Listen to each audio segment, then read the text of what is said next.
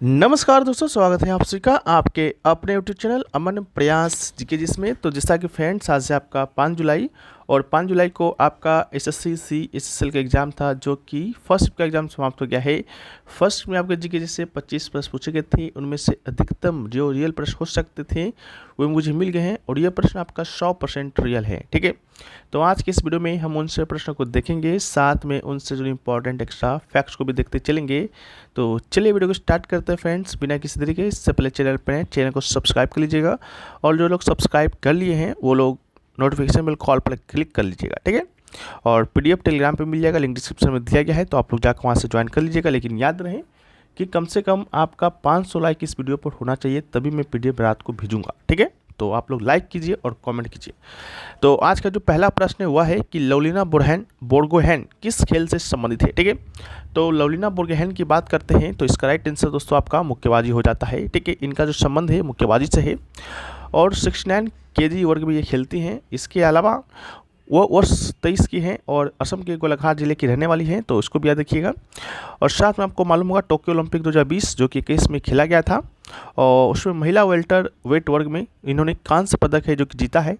इसके साथ उन्होंने 2008 में 2012 में ओलंपिक में क्रमशः विजेंदर सिंह और MC मेरी कॉम के कांस्य पदक के बाद भारत के लिए ओलंपिक में पदक जीतने वाली तीसरे मुक्केबाज हैं। तो पहला विजेंदर सिंह है और दूसरा MC मेरी कॉम है और तीसरा आपके लवलीना बोर्गोहेन है। ठीक है, तो इसको भी याद रखिएगा। वीडियो में आगे बढ़ते हैं उससे पहले दोस्तों बात कर लेते हैं टेक्स्ट बुक पर चल रहे हैप्पी आवर्ड सेल के बारे में। इस सेल के दौरान अगर आप इनका येली का टेक्स्ट बुक पास प्रो लेते हैं तो आपको मात्र 500 रुपये में, और कूपन कोड APG यूज करते हैं तो आपको 12% का एक्स्ट्रा यहाँ पर ऑफ भी देखने को मिलेगा।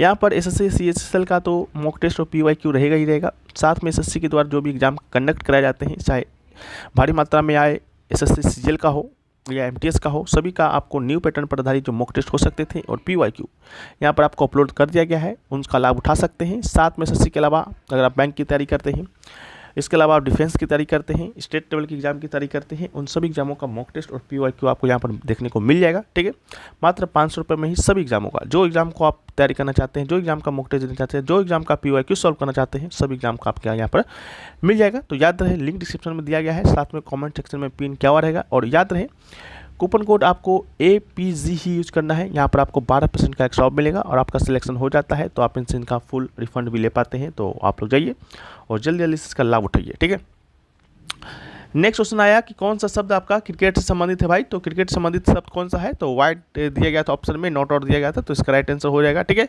इसके अलावा क्रिकेट में उपयोग किए जाने वाले शब्द की बात करते हैं तो मेडन ओवर आप लोग जानते होंगे, फॉल ऑन है, रवर है, असज है। इसके अलावा कैच हो गया, bowl, stump out, run out, LBW, hit wicket, not out, no ball, wide ball, dead ball, overthrow, bye, leg, cover, drive. ठीक है, इसके अलावा लेट कट, इसके अलावा हुक, ग्लैंस, स्ट्रोक, इसके अलावा sport, pull, six, follow through, turn, गॉम्बी, spin, yorker, bouncer, hat trick, round the wicket, over the wicket, seamer, boundary line, slip, square leg, दौड़ने वाला, cover, gully, long on, slip point, mid wicket, mid on, forward shot leg, deep mid wicket. ठीक है, ये सभी आपका cricket में उपयोग किए जाने वाले शब्द है, तो इन सभी को याद रखिएगा। यहीं से जो भी आपके शब्द पूछे जाएंगे क्रिकेट से, तो यहीं से पूछे जाएंगे। ठीक है फ्रेंड्स, तो चलिए बढ़ते हैं नेक्स्ट क्वेश्चन की ओर। तो नेक्स्ट क्वेश्चन आपका मौलिक कर्तव्य से आया था। ठीक है, तो 3 क्वेश्चन शायद आपके मौलिक कर्तव्य से देखने को मिले थे, जिसमें से पहला क्वेश्चन था कि मौलिक कर्तव्य को किस वर्ष में भारत के संविधान में जोड़ा गया था भाई। तो इसका राइट आंसर आपका 1976 होगा। कौन से संविधान संशोधन के तहत, तो 42वां संविधान संशोधन के तहत। ठीक है, तो इसका राइट आंसर होगा। इसके अलावा अगर आपसे पूछा जाता है कि 42वें संविधान संशोधन के तहत कितने मौलिक कर्तव्य जोड़े गए थे, तो इसका राइट आंसर आपका 10 होगा। इसमें एक नया भाग जोड़ा गया था 4 का क, और अनुच्छेद जोड़ा गया था 51 का क। ठीक है, इसमें 10 मौलिक कर्तव्य को जोड़ा गया था। बाद में 2002 में 86वां संविधान संशोधन के द्वारा एक और मौलिक कर्तव्य जोड़ा गया था। एक क्वेश्चन आपका यही बना था कि आपका 11वां मौलिक कर्तव्य कौन से संविधान संशोधन के तहत है जो कि जोड़ा गया था। ठीक है, तो ये आपका दिया गया था। ठीक है, और ये आपका शायद स्टेटमेंट दिया गया था, जिसमें से आपका ये स्टेटमेंट आपका गलत सही था। और भारतीय संविधान की बात करते हैं तो सोवियत संघ यानी कि USSR से ये आपका मौलिक कर्तव्य का प्रावधान लिया गया था। और याद रखिए है कि किस समिति की सिफारिश पर, तो यहाँ पर लिखा नहीं है, तो स्वर्ण सिंह समिति की सिफारिश पर जोड़ा गया था। और स्वर्ण सिंह ने 8 मौलिक कर्तव्य को जोड़े जाने का सुझाव है जो कि दिया था, लेकिन बाद में इंदिरा गांधी ने 10 मौलिक कर्तव्य जोड़ा था, तो इसको भी याद रखना है। और ये जो 42वां संविधान संशोधन 76 है उसको लघु संविधान के रूप में जाना जाता है, तो इसको भी याद रखिएगा। नेक्स्ट क्वेश्चन पूछा गया भाई एयरपोर्ट से कि एयरपोर्ट का आपको मिलान करने के लिए आया था, ठीक है। तो यहाँ पर तो 12-13 एयरपोर्ट ही है, तो उन सभी को मिलान करना है। तो चलिए हम लोग 12-13 एयरपोर्ट को देख लेते हैं, बाकी आप ऑप्शन बताइएगा कौन कौन सा एयरपोर्ट आपको दिया गया था, ठीक है। देखिए यहाँ पर आपका एक कांडला एयरपोर्ट है भाई। कांडला एयरपोर्ट कहाँ पड़ता है, तो ये मैप आपका गुजरात का है, यहाँ पर आप लोग देख सकते हैं। मैचिंग करना है तो गुजरात से मैचिंग कर लीजिएगा। 2 एयरपोर्ट आपका मुंबई में है, एक आपका मुंबई एयरपोर्ट है, एक आपका जवाहरलाल नेहरू एयरपोर्ट है। जवाहरलाल नेहरू एयरपोर्ट को ही आपका नाना सावा एयरपोर्ट के नाम ही जाना जाता है।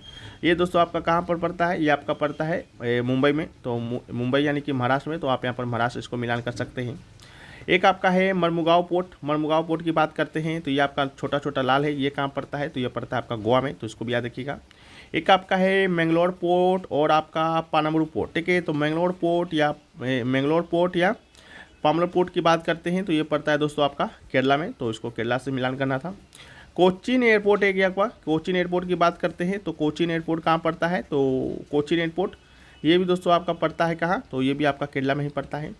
तो एक आपका है तूतीकोरन पोर्ट, आपका ये पड़ता है तमिलनाडु में, तो तूतीकोरन को तमिलनाडु से मिलान करना था। चेन्नई एयरपोर्ट की बात करते हैं तो ये भी तमिलनाडु में, और एन्नोर एयरपोर्ट की बात करते हैं तो ये भी तमिलनाडु में। विशाखापट्टनम एयरपोर्ट की बात करते हैं तो ये दोस्तों आपका आंध्र प्रदेश में, ठीक है, विशाखापट्टनम। और पारादीप एयरपोर्ट की बात करते हैं उड़ीसा में। कोलकाता एयरपोर्ट की बात करते हैं तो कोलकाता में, तो इसका राइट आंसर कोलकाता होगा, तो इसको भी याद रखिएगा। इसके अलावा यहाँ पर शायद थोड़ा सा मिस्टेक हो गया है, ये जो मैंगलोर जो पोर्ट है, ये जो आपका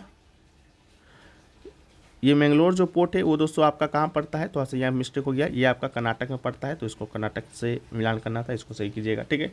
एक आपका पोर्ट ब्लेयर पोर्ट है जो कि आपका अंडमान निकोबार द्वीप समूह में पड़ता है, ठीक है, तो इसको भी याद रखिएगा।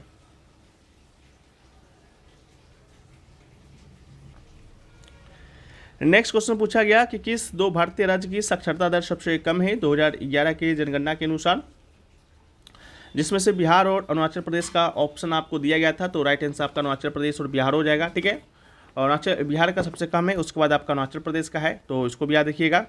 बिहार का साक्षरता दर आपका 63.8% है, और आपका 67% आपका अरुणाचल प्रदेश का है, दूसरे स्थान पर है। तीसरा स्थान की बात करते हैं तो राजस्थान है तीसरा स्थान पर, ठीक है। और बात करते हैं साक्षरता की परिभाषा का, तो साक्षरता का जो परिभाषा होता है उसको भी याद रखिएगा। 7 वर्ष से अधिक आयु के व्यक्ति को निरक्षर माना जाता है, जो भी पढ़ना लिखना नहीं जानता हो, पढ़ना लिखना जानता हो तो साक्षर माना जाता है। और सबसे ज़्यादा साक्षरता वाला राज्य आपका केरल है, तो इसको भी याद रखिएगा, केरल में साक्षरता दर सबसे ज़्यादा है, ठीक है, और सबसे कम बिहार का है। इसके बाद बात करते हैं पिंजोरा हेरिटेज फेस्टिवल किस राज्य में मनाया जाता है, तो पिंजोरा हेरिटेज फेस्टिवल की बात करते हैं तो इसका राइट आंसर आपका हरियाणा होगा। हरियाणा पर्यटन विभाग हर साल पिंजौर गार्डन में बैसाखी मेला यानी कि अप्रैल में, आम मेला जुलाई में और पिंजौर हेरिटेज फेस्टिवल नवंबर-दिसंबर का आयोजन करता है। पिंजौर मेला उत्सव आपका वर्ष 2006 में शुरू हुआ था। हर साल याद वरिंद गार्डन जो भारत के सबसे पुराने और साथ ही सबसे अच्छी तरह से बनाए रखने वाला मुगल गार्डन में से एक प्रसिद्ध है, ठीक है, तो इसको भी याद रखिएगा। इसके अलावा ये जो पिंजौरा गार्डन है इसको बाबर ने बनवाया था। अगला है कि बंकिम चंद्र चटर्जी उपन्यास आनंदमठ में निम्नलिखित में से किसका उल्लेख है, तो इसका राइट आंसर आपका सन्यासी विद्रोह हो जाएगा, ठीक है। बंकिम चंद्र चटर्जी ने उपन्यास आनंदमठ में 1663 से 1800 तक सन्यासी के विद्रोह का उल्लेख किया है। यह एक नागरिक विद्रोह था, बंगाल के बीच स्थापित किसानों और सेना से निकाले गए सैनिकों का नेतृत्व धार्मिक भिक्षुओं और बेदखल जमींदारों ने किया था, ठीक है, तो इसको भी याद रखना है भाई। और इसी में आपका जो वंदे मातरम जो गीत है, राष्ट्रीय गीत है, यही उपन्यास से लिया गया है। अगला है संयुक्ता पाणिग्राही भारत के डैश प्रसिद्ध लेखक है, ठीक है, नर्तकी है, तो इसका राइट आंसर आपका हो जाएगा ओडिसी, ठीक है। संयुक्ता पाणिग्राही की बात करते हैं तो इसका राइट आंसर क्या होगा दोस्तों, तो आपका ओडिसी शास्त्रीय नृत्य होगा, ठीक है, तो ओडिसी नृतंगना है। इनको 1976 में पद्मश्री, 1975 में संगीत नाटक अकेडमी अवार्ड से सम्मानित किया गया था।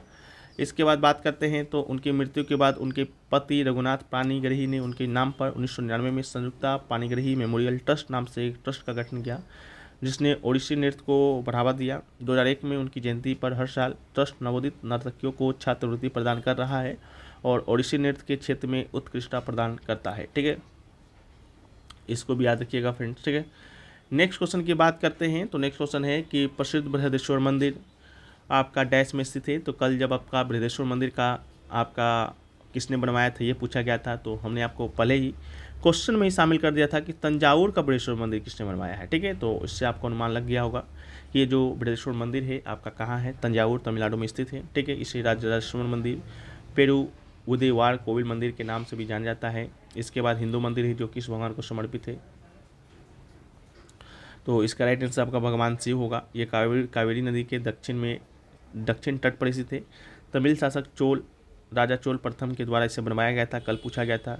यूनेस्को की विरासत स्थल का हिस्सा है जो गंगा कोंड चोलपुरम और एताश्वर मंदिर के साथ महान जीवित चोल मंदिर के रूप में जाना जाता है।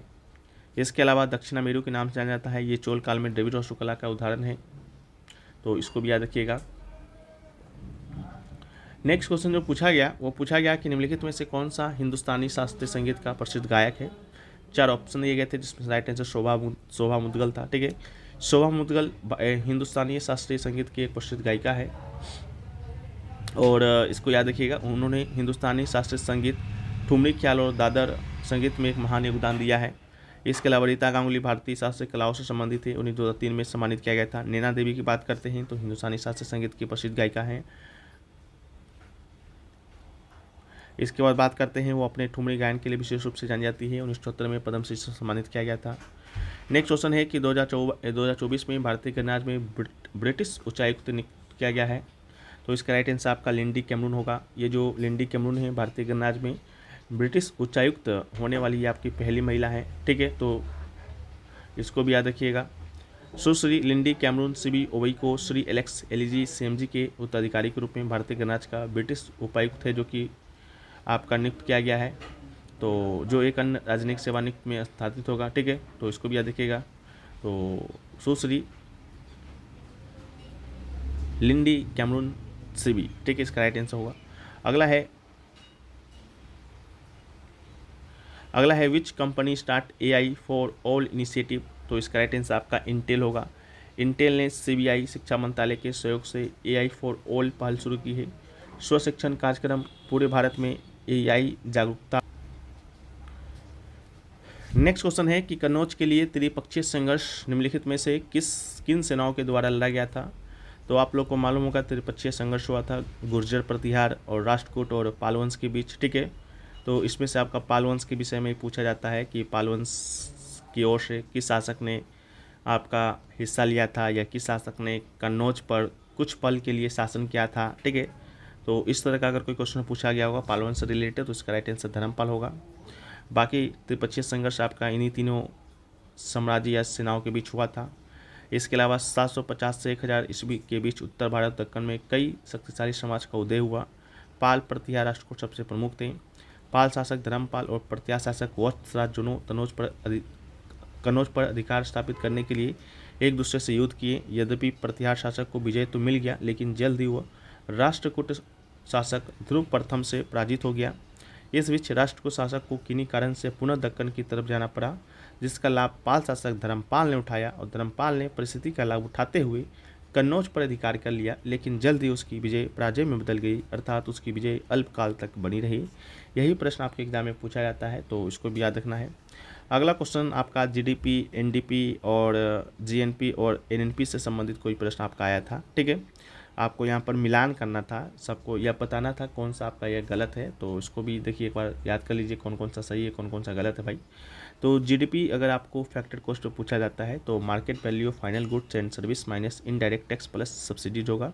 अगर GDP आपका मार्केट प्राइस पे पूछा जाता है तो GDP eight factor cost plus indirect tax minus subsidy होगा। अगर आपसे NDP एट फैक्टर कॉस्ट का फॉर्मूला पूछा जाता है तो GDP eight factor cost minus depreciation होगा। NDP एट मार्केट प्राइस पर अगर आपसे पूछा जाएगा फॉर्मूला तो GDP eight market price minus depreciation होगा। GNP eight factor cost per अगर पूछा जाता है तो GDP eight factor cost plus net national income from abroad यानी कि विदेश से आने वाला पैसा को हम लोग डिप्रिसिएशन यानी कि महंगाई में घटा देंगे तो आपका GNP एट फैक्टर कॉस्ट निकलेगा। इसके अलावा GNP एट मार्केट प्राइस की बात करते हैं तो GNP eight factor cost plus indirect tax plus subsidies. NNP eight factor cost की बात करते हैं तो GNP eight factor cost minus depreciation and NNP eight market price की बात करते हैं तो NNP eight factor cost plus indirect tax minus आपका सब्सिडीज हो जाएगा। ठीक है, तो यही सभी आपसे पूछा गया था। और पूछा गया था मैंग्रोव फॉरेस्ट है जो कि आपका कौन सा स्टेट में पाया जाता है, मैंग्रोव। ठीक है, तो मैंग्रोव फॉरेस्ट की बात करते हैं तो ये आपका कहाँ पाया जाता है, तो ये आपका पश्चिम बंगाल के क्षेत्र में पाया जाता है। पश्चिम बंगाल में भी कहाँ, तो पश्चिम बंगाल में भी सुंदरवन फॉरेस्ट में आपका मैंग्रोव वन पाया जाता है। ठीक है, तो इसको भी याद रखिएगा। अगर पश्चिम बंगाल आपका राइट आंसर हो, मतलब ऑप्शन में होगा, तो राइट आंसर आपका पश्चिम बंगाल ही होगा। ठीक है, पश्चिम बंगाल में ही मैंग्रोव वन है जो कि पाया जाता है। बाकी देखते हैं और कहाँ कहाँ पाया जाता है। तो मैंग्रोव वन पश्चिम बंगाल के अलावा आपको गुजरात में देखने को मिलेगा। ठीक है, गुजरात के अलावा आपका तमिलनाडु में देखने को मिलेगा। तमिलनाडु के अलावा आपका अंडमान निकोबार द्वीप समूह मिलेगा और आपका आंध्र प्रदेश में मिलेगा। ठीक है, तो इसको भी याद रखिएगा, मैंग्रोव वन यहाँ पर पाया जाता है। और मैंग्रोव वन तट के किनारे, डेल्टा के किनारे पे उगते हैं। कृष्णा नदी, कावेरी और महानदी, गोदावरी, गंगा के उपजाऊ में डेल्टा में मैंग्रोव वन है। ठीक है, इसको भी याद रखिएगा। पश्चिम बंगाल में इनोनो को सुंदरवन के नाम से जाना जाता है जो कि सबसे बड़ा डेल्टा के नाम पर है। और सुंदरी इनोनो में सबसे प्रचुर मात्रा में पाए जाने वाला पेड़ है। इसके अलावा ज्वारी वनों के महत्वपूर्ण वृक्ष होगला है, गरन है, मशरूर आदि है। ठीक है, तो इन सभी को भी आप याद रखिएगा। ये भी प्रश्न आपका पूछा गया था। और क्या प्रश्न पूछे गए थे उसको हम लोग एक बार देखते हैं। तो अरुणा साईराम पूछा था, अरुणा साईराम के बारे में पूछा था भाई कि अरुणा साईराम का संबंध किससे है। तो अरुणा साईराम की बात करते हैं तो ये जो अरुणा जो साईराम है इनका संबंध किससे है, वोकलिस्ट है। ठीक है, ये आपके क्या है, तो वोकालिस्ट है, तो इसका राइट आंसर वोकालिस्ट हो जाएंगे। ठीक है, अरुणा साईराम। ठीक है, तो अरुणा साईराम के बारे में पूछा गया था, इसको भी आप लोग याद रखिएगा। ये एक महिला हैं और आपके भारतीय गायिका हैं और भारत के कर्नाटक संगीत से इनका संबंध है। और बस यही चीज़ है, यही पूछा गया था। बाकी आपका तिरुपति संघर्ष में कौन शामिल था पूछा गया, लिटरेसी रेट। नेहरू बोट का इस आयोजन कहाँ किया जाता है, तो नेहरू बोट आयोजन भी आपसे पूछा गया था। तो नेहरू बोट आयोजन की बात करते हैं तो इसको भी याद रखिएगा, नेहरू बोट आयोजन। ठीक है, नेहरू बोट ट्रॉफी जो कि केरल में किया जाता है, तो इसका राइट आंसर आपका केरल होगा। ठीक है, तो Nehru trophy boat race Kerala में सबसे लोकप्रिय स्नेक बोट रेस है। यह हर साल आपका अगस्त के दूसरे शनिवार को केरल में अलाम्पुझा एक जगह है, उसके पास पुनमदा झील है, वहीं पर आयोजित किया जाता है। तो उसको भी याद रखिएगा। ठीक है, केरल इसका राइट आंसर होगा। और कुछ देखें कि क्वेश्चन आपके क्या क्या आया। तो एक एमएस वर्ड में सेल की पहचान कैसे की जाती है, आपका कंप्यूटर से ये क्वेश्चन था। और बात करेंगे पिंजौर मेला के बारे में, तो हो गया है। मैंग्रोव वन आया था कि किस डिस्ट्रिक्ट में पाया जाता है, तेलंगाना, आंध्र प्रदेश, मणिपुर, मिजोरम ऑप्शन में दिया गया था, जिसका राइट आंसर आपका आंध्र प्रदेश होगा। जैसे कि हमने आपको बताया कि मैंग्रोव वन पश्चिम बंगाल, गुजरात, तमिलनाडु, अंडमान और आंध्र प्रदेश में आता है, तो यहाँ पर आंध्र प्रदेश का राइट आंसर हो जाएगा ऑप्शन के अकॉर्डिंग। तो इसको भी याद रखिएगा। इसके अलावा एक आपका आया मौलिक कर्तव्य अमेंडमेंट थे, पाई सॉन्ग सारनी डांस आया था, पाई सॉन्ग सारनी डांस। ठीक है, ये भी एक है जो कि नहीं मिला है इसका आंसर, तो आप लोग बताइएगा इसका आंसर क्या हो सकता है, क्या आया था। ठीक है, तो चलिए लगभग सारे क्वेश्चन हमने आपके साथ डिस्कस कर लिया है। बाकी जो क्वेश्चन डिस्कस नहीं होंगे उसको पीडीएफ में दे देंगे। पीडीएफ आपको टेलीग्राम पे मिल जाएगा, टेलीग्राम का लिंक डिस्क्रिप्शन में दिया गया है, तो आप लोग जाकर वहाँ से ज्वाइन कर लीजिएगा। ठीक है, और टेक्स्ट बुक के हैप्पी आवर सेल से जुड़ना मत भूलिएगा। येली पास प्रो जो टेक्स्ट बुक का है मात्र आपको 500 रुपये में मिलने वाला है, तो जाइए और इसका लाभ उठाइए। कूपन कोड APG जरूर यूज़ कीजिएगा। ठीक है, और एक साल के अंदर जितने भी आपके एग्ज़ाम होंगे उन सब एग्ज़ामों का मॉक टेस्ट और PYQ आप यहाँ पर ले सकते हैं। जय हिंद।